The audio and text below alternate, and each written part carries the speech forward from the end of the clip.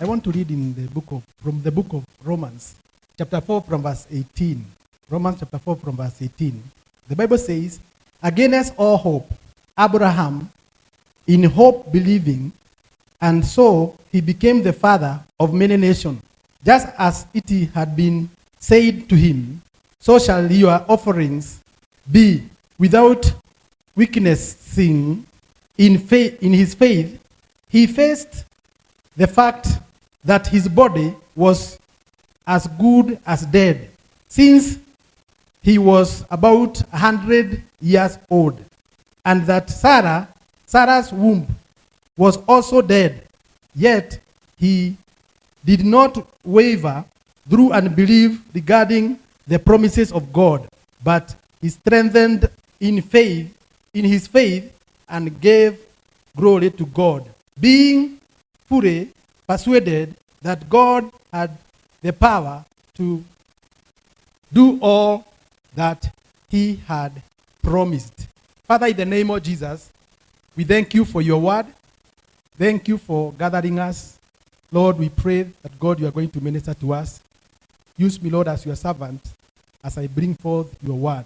We bless you, give you the glory. In Jesus' name we pray and believe. Amen. Nataka kuongea kwa kifupi neno ambalo Mungu ameniita keeping your expectation. Kuweka matarajio yako. Keeping your expectation alive. Kuweka matarajio yako ikiwa uhai. Bwana Yesu asifiwe. Na ningetaka kusema ya kwamba kanisa, hata tunapoendelea katika maisha haya, ni vizuri tuendelee kuweka matarajio. Expectation ni yale matarajio ikiwa bado ya kwa uhai. Na nikasema ya kwamba matarajio, expectation is the driving force of this life. If you do not expect anything, then I don't see the need of you living. Hakuna haja ya kuishi. Bwana Yesu asifiwe. Lakini tunaishi kwa sababu kuna matarajio ambayo tuko nayo. It is the driving force ya maisha haya ambayo tunayoishi. Bwana Yesu asifiwe. You do not receive if you do not expect. Ikiwa hautarajii, basi nawe hautapokea. Tunapokea kwa sababu tunatarajia. Wakati unaposikia mtu anatoa ushuhuda, hii ni kumaanisha kwamba kuna kitu alikuwa anatarajia na akapokea. Bwana Yesu asifiwe. Na kwa hivyo nataka kusema asubuhi ya leo, mpendwa, wacheni tuweke matarajio yetu ikiwa life, ikiwa iko uhai katika maisha haya. Na nilikuwa sema ya kwamba kama kuna kitu ulikuwa unataka kufanya, hiyo ni matarajio. Na hiyo matarajio natakana ushikilie hata wakati utakapokuwa mgumu. Bwana Yesu asifiwe. Unaweza kuwa pengine umekaa kwa muda mrefu, lakini bado ulikuwa na hiyo ndoto. Nataka kuambia ya kwamba hiyo expectation, please usikubali ipotee. Bwana Yesu asifiwe. Mungu, the Bible talks about God speaking to Habakkuk. Na akamwambia kwamba andika hayo maono. Ni kwa maana maono inaweza kukaia, lakini itakuja kupita. The expectation, my brother, my sister, you have, inaweza kuwa imekaia, lakini itakuja kupita. Bwana Yesu asifiwe. Praise the name of Jesus. In the book of Proverbs 23 verse 18, the Bible says, Proverbs 23 verse 18, the Bible says, surely there is hope for you, and your hope will not be cut off. Bwana Yesu asifiwe. Hakika kuna tumaini kwako, na tumaini lako halitakatishwa. Biblia imetuahidi ya kwamba hayo matumaini, hiyo expectation, kwa sababu expectation ni matumaini ambayo tuko nayo, hayo matumaini ni mpaka itakuja kutimia katika jina la Yesu Kristo, na haitakatishwa. Praise the name of Jesus. Keeping your expectation alive. And the Bible talks about Abraham, our father of faith. Na tunajua vile Mungu alimtoa katika nchi yao, akamwambia aache watu wao na nchi yao na kabila lake, na akamwambia enenda mpaka nchi ambayo nitakuonesha. Praise the name of Jesus. Na akaenda akimtumainia Mungu, akitamani ya kwamba atakuwa na hiyo nchi. Bwana Yesu asifiwe. Na mahali tumesoma, tumemuona ya kwamba kulifika wakati Mungu akamwaidia ya kwamba atakuwa na mtoto Isaac. Praise the name of Jesus. Mungu alisema ya kwamba atambariki na mtoto hata kama hakumwambia ni Isaka. Na Biblia inasema katika kitabu cha Genesis 21, akamtoa nje na akamuonesha nyota na mchanga wa bahari. Akamwambia kwamba watoto wako watakuwa wengi kama mchanga wa bahari. Praise the name of Jesus. Bwana Yesu asifiwe. Na akawa katika hiyo maisha akikojea ahadi za Mungu katika maisha yake. Lakini kitu kinanifurahisha ni kwamba Biblia inasema ya kwamba he did not waver. Hakutingizika hata wakati mambo yalikuwa mazito. Biblia inasema ya kwamba ilifika wakati mpaka mwili wake ukazeeka, haungepata mtoto. Praise the name of Jesus. Na hata alipomwangalia mke wake Sara, akaona hata yeye amezeeka. Bwana Yesu asifiwe. But the Bible says that he hold on to the promises of God.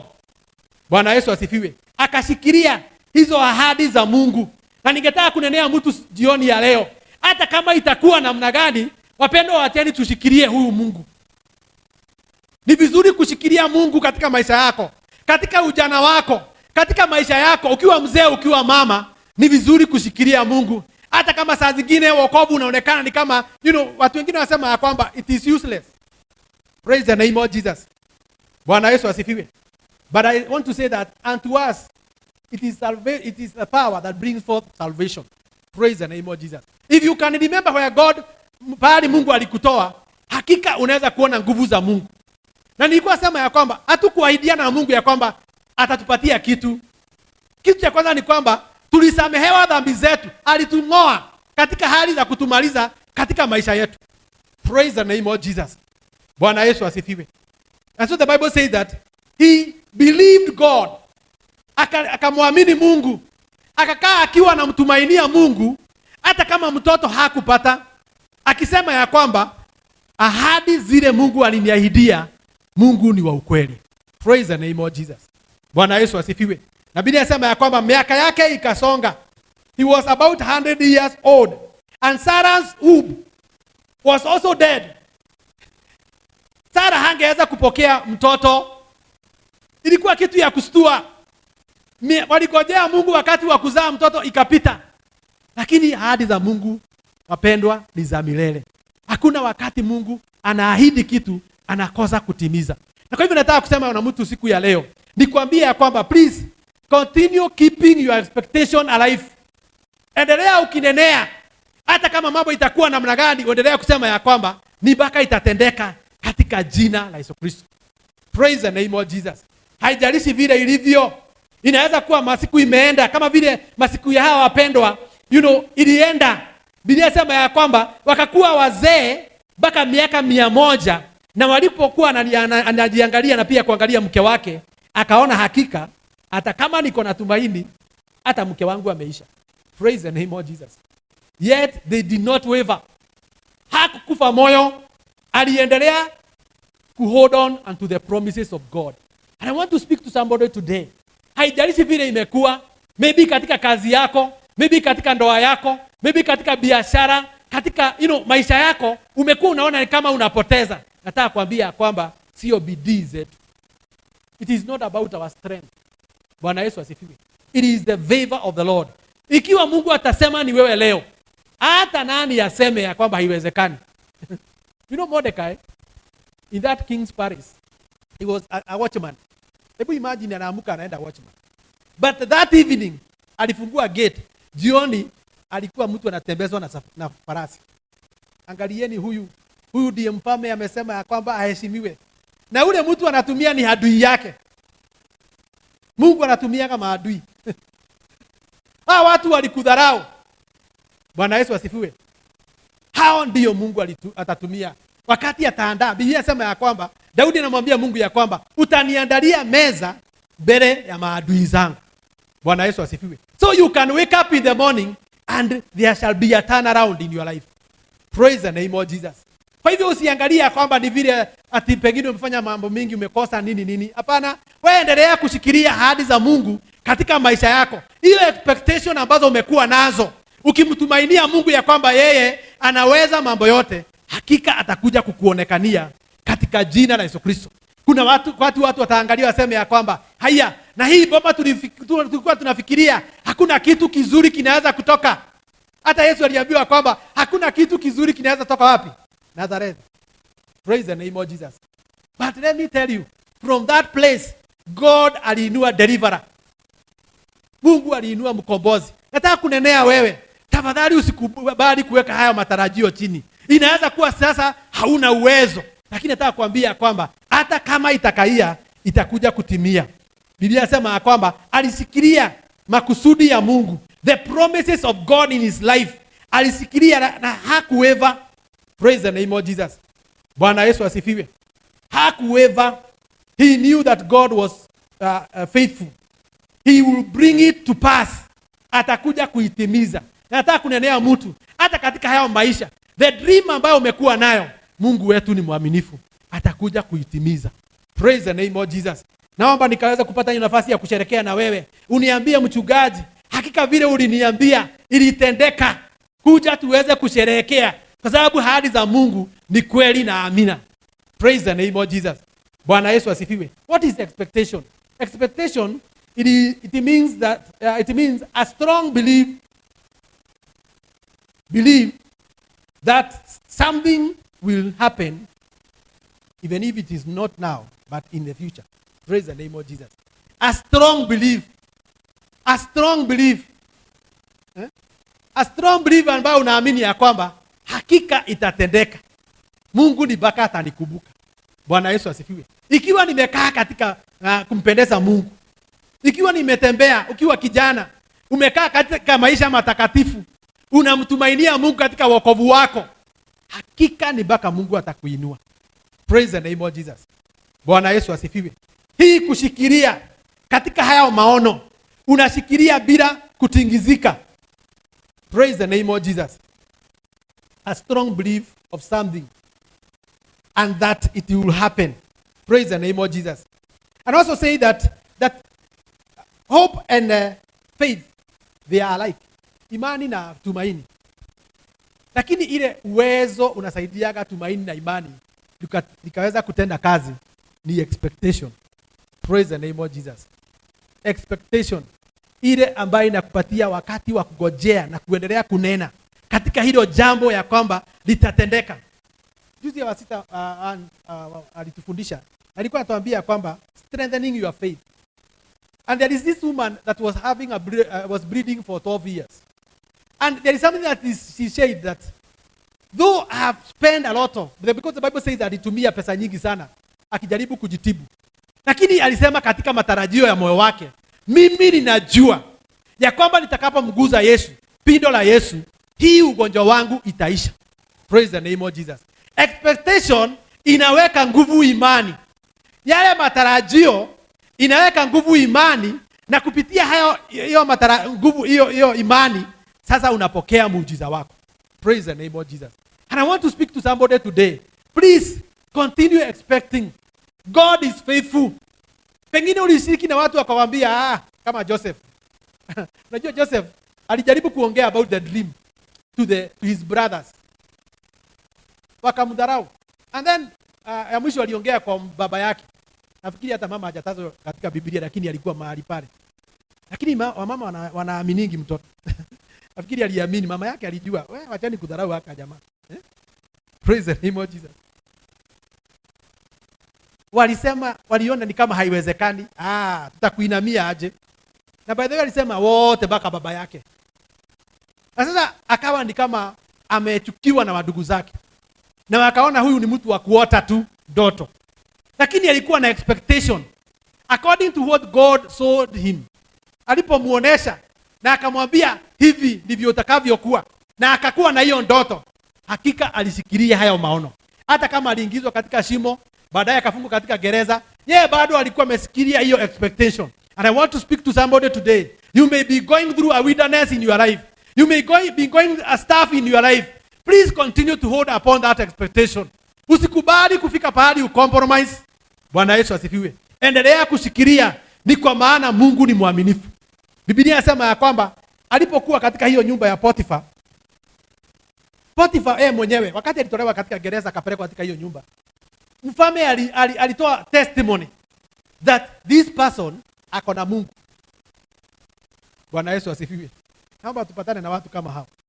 ambao ukikutana na yeye tu destiny yako inafunguka. Biashara zingine zinahitaji, hata nyumba zingine zinahitaji ziandike watu kazi huko, na ukute maisha inabadilika kwa sababu ya ile presence ama ile capacity wamebeba ya Mungu ndani yao.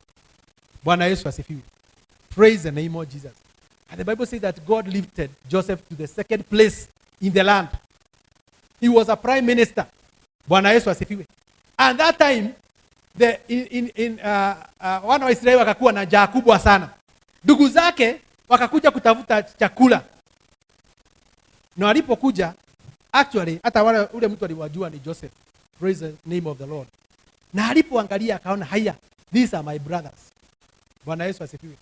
Na akasukuma kila mtu nje. Unajua kuna mambo ya nyumbani. Nafikiri aliyetaka kuongea Kiruya kidogo. Akajua hapa nikiongea Kiruya nitajulikana. Akasukuma wale watu wote ambao walikuwa wakubwa akamwambia, kwanza endeni huko, niachieni hawa. Alafu sasa akaachilia Kiruya. Nimewadirikana, mnakumbuka nyinyi ndiye mniuza. Mnakumbuka yule mtoto wenu alipotea, alienda wapi? Akawaleta hivi. Baadaye the Bible says before that alilia sana. Repentance, aliwasamehe. Bwana Yesu asifiwe. Akalia akawasamehe, baadaye akawaelezea, huyu ambaye amesimama mbele zenu ni Yusufu ambaye mliuza, your brother. And then they were shocked. Sasa atafanya aje? Ikiwa yeye ndiye mkubwa katika nchi, si atatuua zote. Bwana Yesu asifiwe. Praise the name of Jesus. But I want to say this. Most of the people, or the great number that we read in the Bible, ni watu ambao walishikilia Mungu hata wakati wa shida. The Bible talks about Shadrach, Meshach and Abednego. And the Bible says that the king said that wawekwa katika tanuru ya moto. Na Biblia inasema ya kwamba wakaanza kuulizwa, sasa mnaonaje? Wakasema ushirika ule ambao tuko naye na Mungu hatuwezi kuwithdraw. Tutaendelea kushikilia upendo ambao tuko na Mungu wetu. We are going to continue to hold on it. And the Bible says that moto ikawekwa mara 7. Bwana Yesu asifiwe. Praise the name of Jesus. Wakitestiwa tu kama wabadilisha mawazo yao. Nataka kusema ya kwamba haijalishi ni moto gani unapitia katika maisha yako, endelea kushikilia maono yako katika Mungu, katika jina la Yesu Kristo. Our God is faithful. Haijalishi iko namna gani, haijalishi moto inakaa iko na uchungu kiaje. Praise the name of Jesus. Our God is faithful.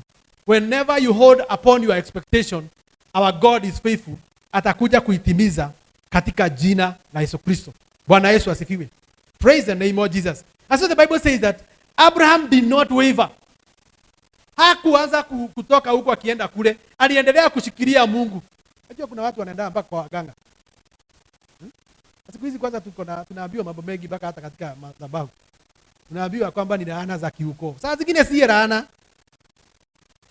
Shikilia expectation yako. Praise the name of Jesus. Si laana. Wewe hujaraniwa. Biblia inasema kwamba ikiwa mtu wako ndani ya Yesu Kristo, huyu mtu ni kiumbe kipya, mambo ya kale yamekwisha na mambo mapya yamekuja. Praise the name of Jesus. I pray in Jesus name. Hizo laana ambazo tunaambiwa zinatufuata zivunjike katika jina la Yesu Kristo. Ziondoke ili tukaweza kuchukua baraka zetu katika Bwana. Bwana Yesu asifiwe. So sometimes God anatukubalia tupite katika wilderness ili aweze kututayarisha kwa sababu ya muujiza ambaye atakayetutendea. Somebody like Joseph, hiyo maisha haikuwa rahisi. Walitamani kumuua. By the way, hata walichinja kondoo na wakaweka nguo yake damu, wakapelekea baba yake kwa kumwambia kwamba amekufa, amekuliwa na wanyama. Walifanya vituko wakijaribu kummaliza, na hata wakaficha historia. Watu wanaweza ficha historia yako usijulikane, lakini Mungu akiamua, hakika utakuja kusimama.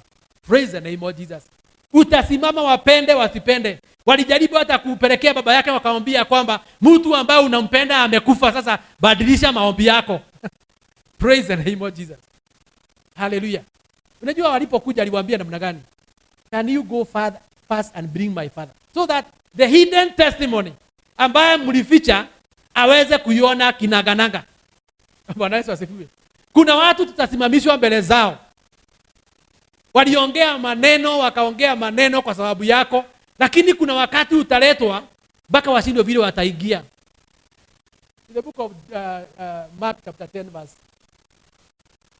46, the Bible says that when the blind Bartimaeus was healed by Jesus, You know, the Bible says the same people walikuwa wanamwambia kwamba nyamaza. Unajua kuna watu wamejaribu kutunyamazisha. Wenda. Wanaongea matope. Lakini Yesu aliambia, how? Endeni sasa mmuite. Mwambieni ninamuita. Praise the name of Jesus. And the miracle was performed in their presence. Wakaona akitendewa muujiza. Nataka kusema ya kwamba Mungu atakuheshimisha mbele za maadui wako. Hao ambao walikudharau. Ukiendelea kushikilia matarajio yako, Mungu atakusimamisha mbele zao. Praise the name of Jesus. Bwana Yesu asifiwe. The Bible says that he did not waver. The good thing is that Abraham believed God. Unajua saa zingine unaona mtu anaweza kutoka, Mungu amekufanyia maajabu, amekuokoa, and then baadaye unakuta ndugu amerudi katika dhambi. Lakini nasema mapendo ni vizuri sana kushikilia. Bwana Yesu asifiwe.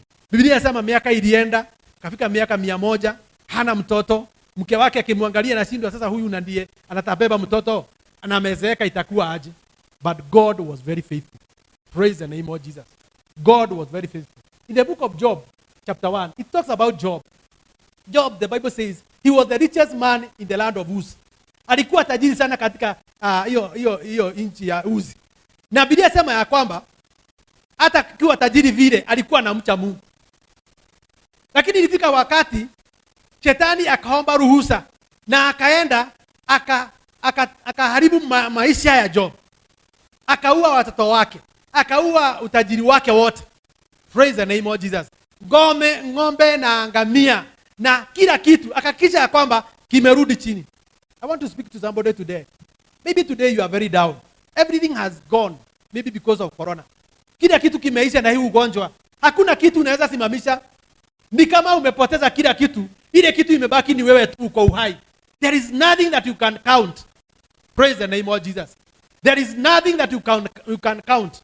But the Bible says that alimtumainia Mungu. Praise the name of Jesus. He hold on upon God. Hakutupa expectation yake kwa Mungu. Hata kama mambo ilikuwa mazito, ikawa kila kitu kimeondoka. But the Bible says that ilifika pahali mpaka mke wake akamwambia kwamba, why can't you deny this God and die? Bwana Yesu asifiwe. You have not reached to that level ya kudeny Mungu na ukufe. Mke wake akamwambia, watoto ambao nilizaa Mungu amemaliza, na unasemaga unaenda kanisa ya Deliverance Church. Kazi zetu zote zimeisha. Ng'ombe, biashara, hakuna kitu tuko nacho. Na baadaye umeachwa hapo ukiwa na ugonjwa. Kuna haja gani ya kuishi? Si basi ulaani Mungu huyu. You curse the God and then you die. But the Bible says that he hold on unto the faithfulness of God. Praise the name of Jesus. Bwana Yesu asifiwe. I pray today that you are going to continue to hold on the promises of God in your life. What God said. Hiyo wokovu ambao uko nao, shikilia kwa sababu ni wa dhamana. Umenunuliwa na gharama. Praise the name of Jesus. You know, we cannot compare God with the wilderness that we go in this life. Ati kwa sababu umepitia kazi, hauna kazi, unaanza kusema sasa mimi nakataa wokovu. Sitaki kuokoka tena. Sitaki hii mambo ya wokovu. The Bible says that Shadrach in the book of Daniel, they are telling the king, we do not care, O king, whether you are going to 1 to 10 times or 50 times. Ni yako uchague. But for us, we are not going to bow before you. And wakamalizia kumwambia kwamba we know our God is able to deliver us. Mungu wetu anaweza kutuokoa. Na hata kama hata tuokoa. Sasa tuko hapa kusisitiza ati mpaka anitendee ndio niokoke zaidi. Akaanza kunitendea nina backslide. Wakamwambia we don't care. Hata kama hata tuokoa, tutamuishia katika hiyo moto. Praise the name of Jesus. They continue to hold their expectation. And let me tell you, they provoked God. My goodness. Mungu sasa akasema hapana. Ikiwa hawa wameamua hivyo, ni mpaka niteremuke. Praise the name of Jesus. And the king, anasema ya kwamba, akiwa pale, akaona watu ni waine. Na mara moja akaanza, akashika watu wake akauliza, si tulitupa watu watatu? Huyu waine ametoka wapi? Na anakaa kama ni mwana wa Mungu. Angalia hiyo revelation. Hawa watu hawako peke yao. Kumaanisha kwamba kuna nguvu ambazo zinawatetea katika maisha yao. Praise the name of Jesus. I want to speak to you today. Please continue to hold to that expectation. hata kama hakuna pesa, hata kama mambo imekuwa magumu na magani, endelea kushikilia hiyo matarajio yako katika jina la Yesu Kristo. Bwana Yesu asifiwe. Ni kwa maana unapoyashikilia, hakika utaweza kuona ukombozi wa Bwana. In the morning I was talking about the dangers. Hatari za kutoshikilia, living dangers of not living in expectation. Not living in expectation. Hatari za kutoishi ukiwa una matarajio. By the way, tunaishi kwa sababu ya matarajio. Hata mimi kuna mambo niliambia Mungu nangojea. Na hiyo matarajio bado niko naye. Na sitaki kuyaweka chini. Bado nayasukuma mbele za Mungu. Naambia Mungu kumbuka. The reason why God has told us, ask and shall be given, seek and you shall find, knock and the door shall be open. It is because there are expectations that we continue to carry. Hebu imagine, hata wanafunzi wa Yesu walimwambia, tumeacha kila kitu tukakufuata.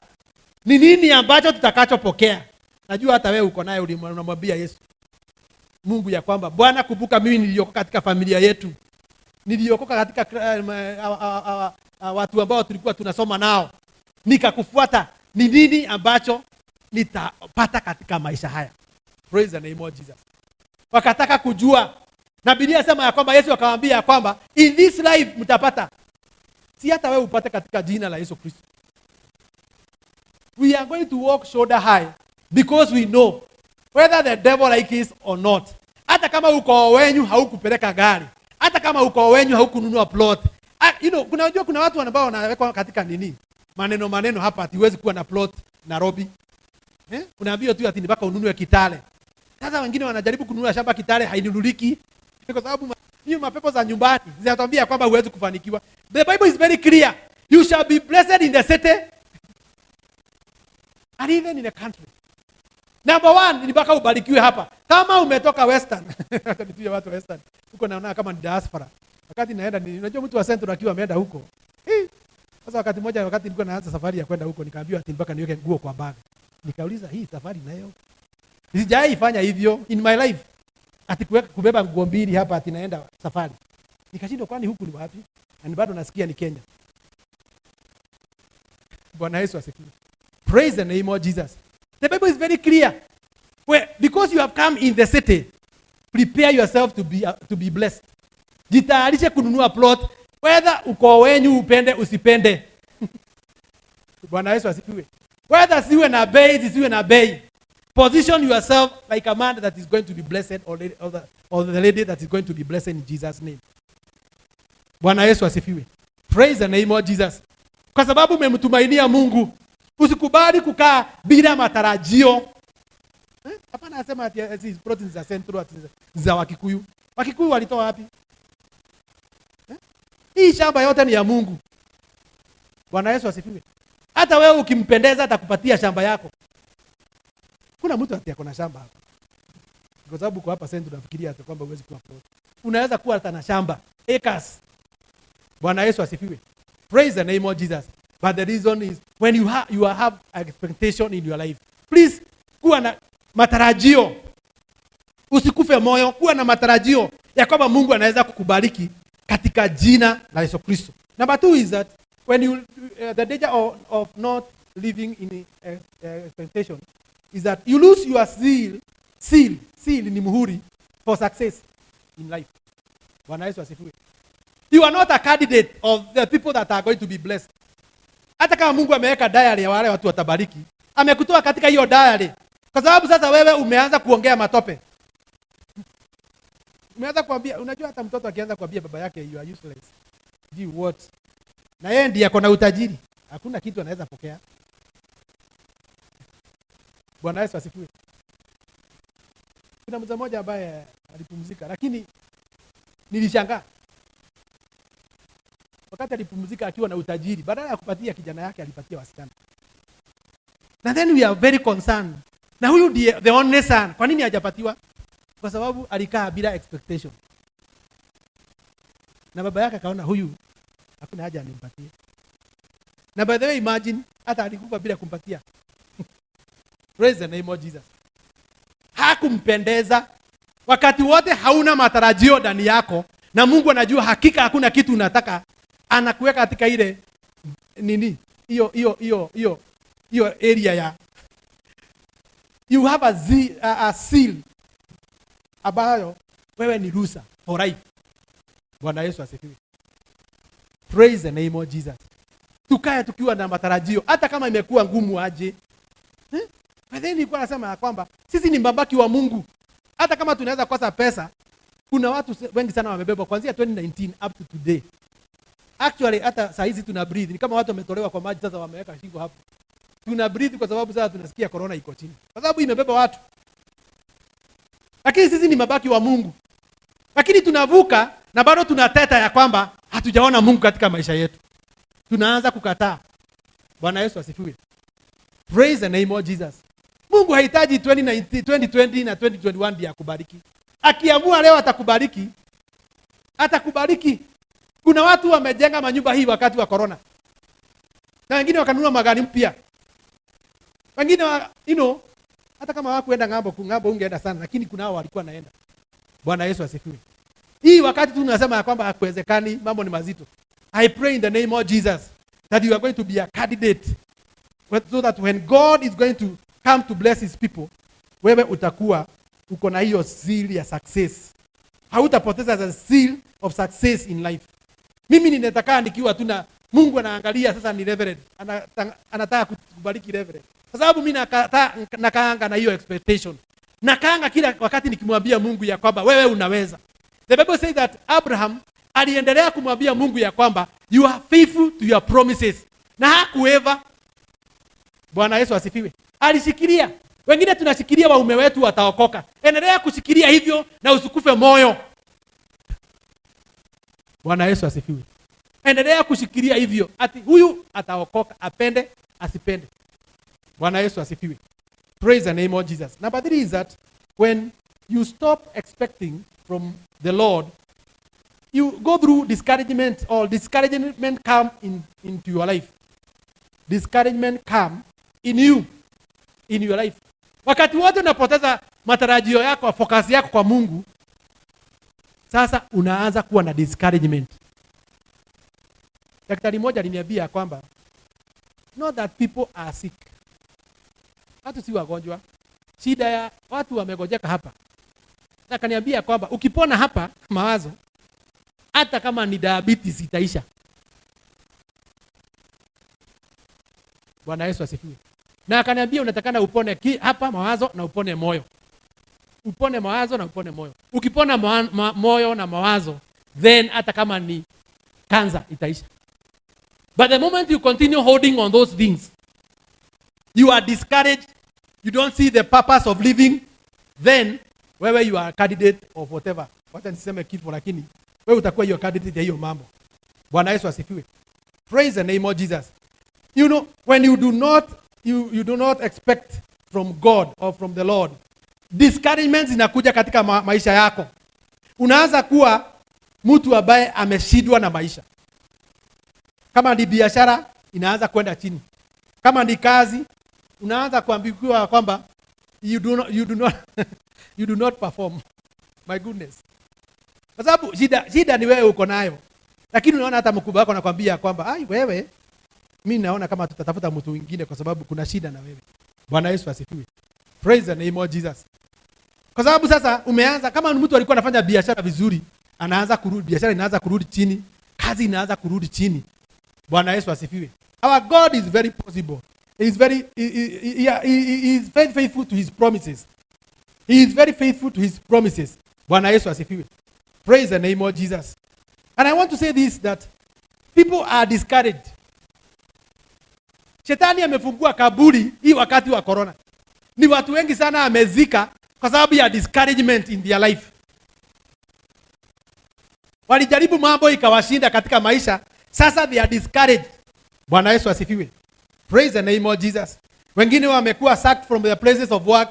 Wengine they have lost their marriages. Wengine hata relationship wamepoteza. You know, tuko na hata nyumba ambazo zimevunjika because of the challenges. Bwana Yesu asifiwe. Lakini hata katika haya mambo yote, tafadhali endelea kushikilia expectation yako. Hata kama corona imepiga dunia mzima. Unajua nilikuwa naangalia naona ya kwamba hata watu wamepoteza. biashara kubwa kubwa watu wamepoteza. Na wewe hakuna kitu umepoteza by the way. Lakini uko hapo, you are full of condemnation in your life. You don't see the sense of living. I want to speak to you today. Please, endelea kushikilia katika maono yako. Shikilia tu kwa muda kidogo, utamuona Mungu katika maisha yako, katika jina la Yesu Kristo. Bwana Yesu asifiwe. Hata kama umevutwa kazi, kazi mpya itapatikana. Hata kama ulikuwa na relationship ambayo ilivunjika, God is going to give you another relationship. Bwana Yesu asifiwe. But what I'm saying is, hata kama mambo itakuwa mazito namna gani, na miaka isonge, kama ya Sara na Ibrahimu, endelea kushikilia Mungu katika jina la Yesu Kristo. Please do not waver. Do not waver. Praise the name of Jesus. Shikilia Mungu. Ni kweli umepoteza utukufu, lakini nataka kusema ya kwamba hata kuna utukufu zaidi utakuja. Utukufu zaidi utakuja katika maisha yako katika jina la Yesu Kristo. Mungu anakuandalia wewe utakuwa na utukufu katika jina la Yesu Kristo. Bwana Yesu asifiwe. So nikubalie nimalize na hii alafu three ways how to keep your expectation alive. Nilikuwa nimesema number 1 is keep the promises of God. Hii nimalizie na hii because it's very very important. Ni baka uweke ahadi za Mungu. Kile kitu Mungu ameahidi, yeye ni mwaminifu. Yeye si kama mwanadamu. Bwana Yesu asifiwe.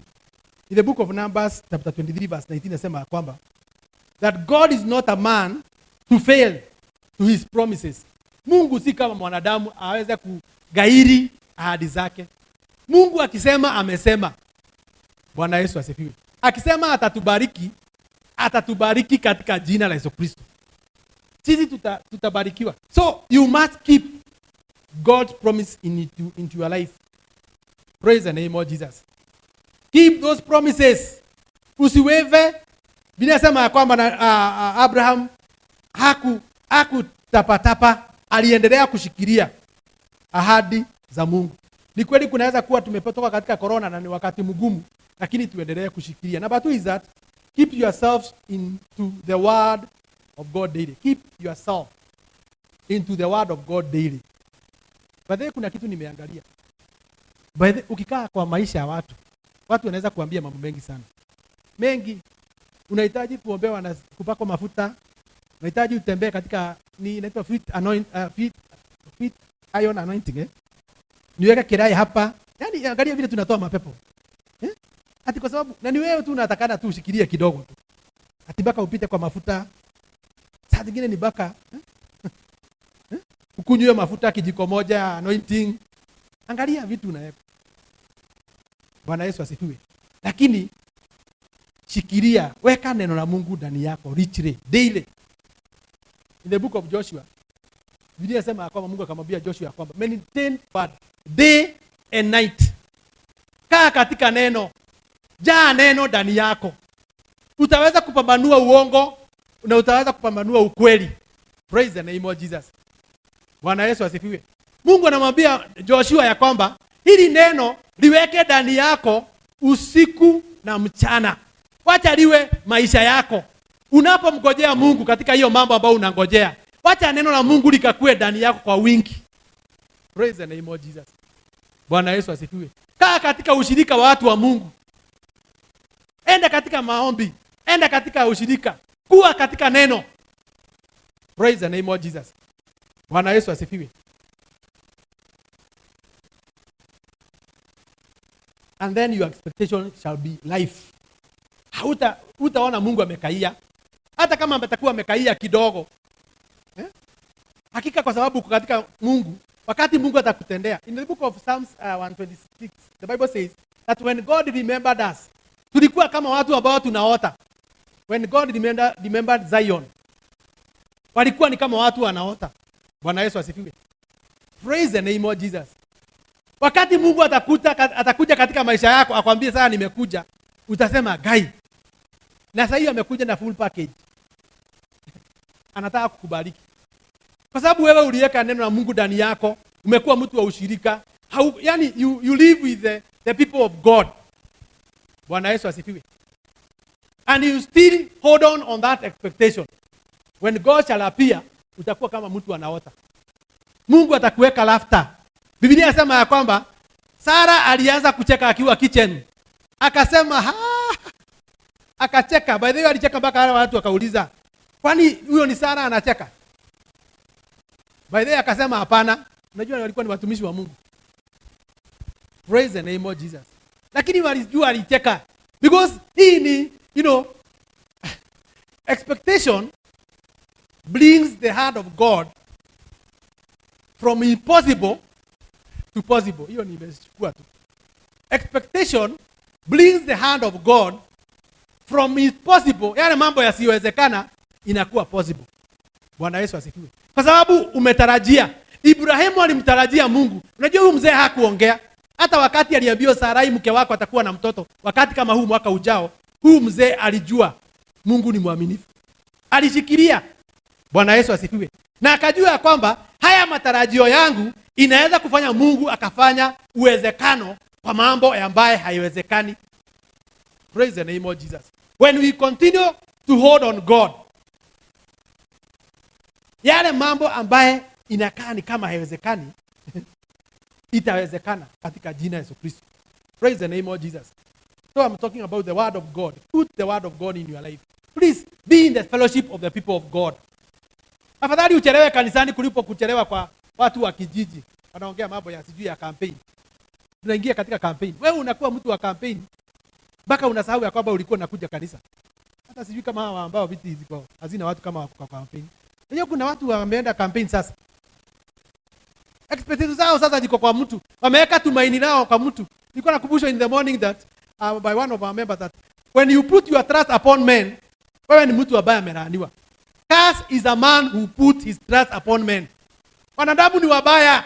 Usiweke tumaini lao kwa Mungu. Hata kama umewakopesha, hata kama walikuahidi, toa expectation yako kwa Mungu, wewe lisimamishe kwa Mungu. Kwa watu, wewe lisimamishe kwa Mungu. Bwana Yesu asifiwe. Daudi anasema katika Psalms 121 that God is Mungu ndiye msaada wangu. Na katika milima nitainua macho yangu kwa Mungu, si kwa wanadamu. Bwana Yesu asifiwe. Mwanadamu ni mwingine, anaweza kufanyia vituko ili aweze kukupatia. Hata akikupatia ataongea tu. Hiyo suti unaona Reverend ako naye, hiyo ni mimi nilinunua. Kama mmoja alinunulia mchungaji suti na kiatu. Alafu mchungaji alipomaliza kuhubiri akasema, unafikiri hiyo anointing ametoa wapi? Anaweza na mwana akihubiri huyo. Si ni ile hiyo kiatu umeona akiwa naye na suti ni mimi nilinunua. Sasa hata siku hizi anaweza kuhubiri. Bali hakuna mtu ameninunulia mimi. Lakini ni vibaya wakati unapoweka tumaini lako kwa mwanadamu. Akikununulia kitu hata wakati huu wa Christmas utasikia wakiongea. Si kwanza those aunties and uncles when they do something for you. Wanashida wakijitangaza huko. Si ni mimi nilisomesha yeye. Hata ukiona ati anakatalia Nairobi hapo. Kama sikumsomesha angesomeshwa na nani? Si akatae katika jina la Yesu Kristo. Praise the name of Jesus. So when you depend upon men, you are cursed. Umelaaniwa. Mtumainie Mungu na neno lake kwa sababu Mungu ni mwaminifu. Na badili ninapomaliza is that keep declaring God promises in your life. Keep declaring. Kaa ukitangaza ahadi za Mungu hata kupitia neno lake. Biblia imetuambia katika kitabu cha Proverbs 23 verse 18 that surely there is hope and your hope shall not be cut off. Unasimama katika neno la Mungu kila wakati. Unasema Mungu ulisema hautatuabisha. Ulisema ya kwamba Bwana utafungua milango yetu. Huu ni mwaka wa open mounting up. Praise the name of Jesus. And we are still candidates of mounting up. Nilikuwa sema kama kuna ujumbe tunahitaji kumalizia nao mwaka ni huu. Shetani apende asipende. Kwa maana unajua huu mwaka unaweza kuwa pengine mimi naona kama ni miezi miwili tuko naye. Because hakuna miezi hii miwili ndio tumeambiwa sasa tumetolewa hiyo lockdown na sijui what. At least sasa unaweza kutembea kwenye uone shosh na urudi. Ni kama miezi 10 tumekuwa tumefungwa jela na hii corona. Na lakini nataka kusema ya kwamba hili neno linaweza kutimia huu wakati. Bwana Yesu asifiwe. We can now mount up. Mungu wetu si kwa sababu ya miaka 10 na miezi 12. Hata hii miezi miwili anaweza kubadilisha meza. Praise the name of Jesus. Mungu wetu ni Mungu mwaminifu katika jina la Yesu Kristo. So we must continue to declare his promises in our lives. Ni mpaka tuendelee tukitangaza hizo promises za Mungu daily in our lives. Ukitoka katika hiyo nyumba sema mimi ni mbarikiwa. Mimi ni mtumishi wa Mungu. Jitabirie maneno mazuri. Acha kujilaani. Kwa sababu jana hukula mkate. Alafu ile maombi unaomba hapa mbele za Mungu. Mimi ni kama mchanga, dhege. Mimi ni bure. Bwana, na unakaa bure hata wakati umeenda kazi. Unakaa gedhege. Gedhege. Something that it is not admirable. Unajitaka bure. Hebu imagine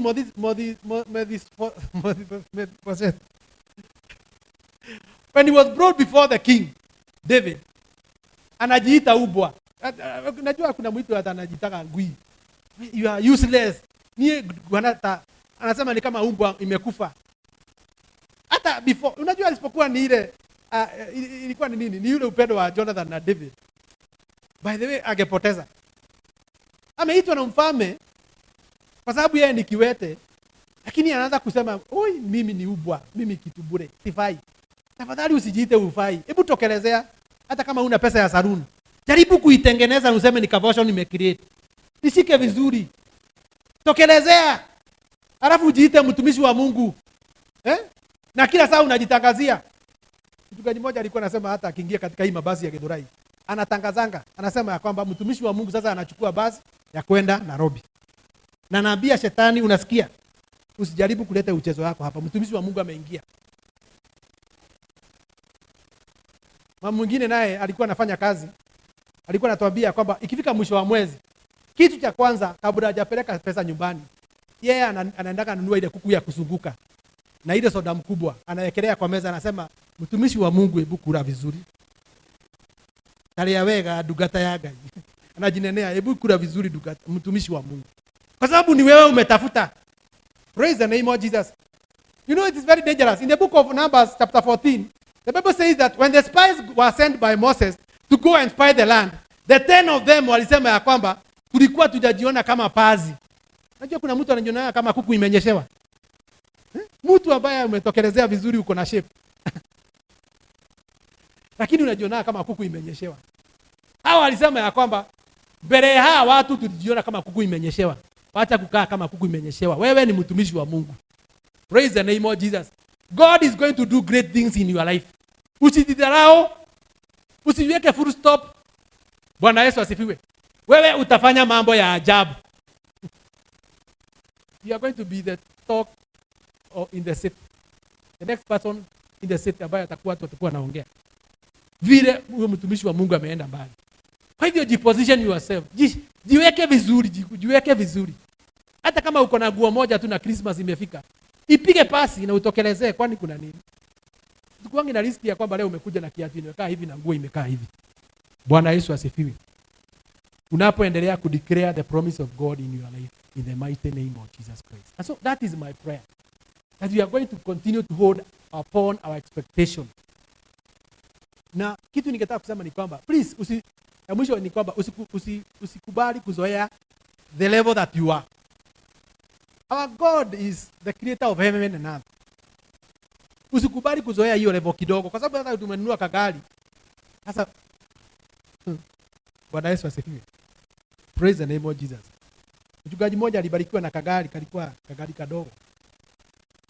Akafikiria ati amefika. So wakati alienda pahali kunywa chai, akiwa hapo tu amepumzika hapo nje kidogo, amemaliza kunywa chai, akasikia watu wengine hapo walikuwa sijui kama ni watu wa boda. Akasema, "By the way, this one is a machine." Lakini hii ni toy. Nataka kuambia kuna watu wako na machine. Brother Patrick, acha kusema ati hiyo gari yako. Kuna watu wako na machine. Niona siku hizi zingine zinapontiwa tu hivi, inaguruma. Haina funguo. Na wewe umeenda hapo umepata kagari kana kusumbua kwa sababu ni automatic. Wewe unafika tu ati unaenda ukiiba nyimbo za Mungu. Wewe acha hiyo, unaiba nini? Kuna watu wako na mashine. Huyo mchungaji aliambiwa na watu ambao wa boda walikuwa hapo. Wakamwambia wakitumiwa na Mungu, akaambiwa na Mungu ya kwamba hebu sikiza ujue bahari huko. Akaambiwa yeye ako na toy, this one is a machine. Hii ni machine. Yeye ako na toy. Kuanzia siku hiyo akasema hiyo gari hataki kuiona. Hata mimi nataka mashine. Sikuwe na mashine hapa katika compound in Jesus name. Ukitembea tunajua kuna mashine. Mashine imeingia. Brother Patrick. Bwana Yesu asifiwe. Because these are blessings that God has kept for us. When you continue to speak to hold on God's promises, hizi baraka ni zetu. Baadaye Biblia inasema kwamba baraka zitatufuata. Bwana Yesu asifiwe. Acha nifikishe hapo kwa sababu ya wakati wetu. Lakini naomba ya kwamba tafadhali mpendwa, shikilia hiyo expectation. Hata kama imekaia, itakuja kutimia. Usikubali kukufa moyo. Endelea kuishikilia. Endelea kutangaza promises za Mungu. Endelea kumwambia Mungu, najua wewe ni mwaminifu. Vile uliniahidi, najua kwamba hakika utatenda. Wewe sio kama mwanadamu. Mwanadamu anaweza kunidanganya, lakini wewe Bwana hautanidanganya milele. Katika jina la Yesu. Baba wa rehema, tunakushukuru hata kwa sababu ya neno lako. Ni kweli Bwana, saa zingine tunakufa moyo wakati Bwana tuko na hayo matarajio.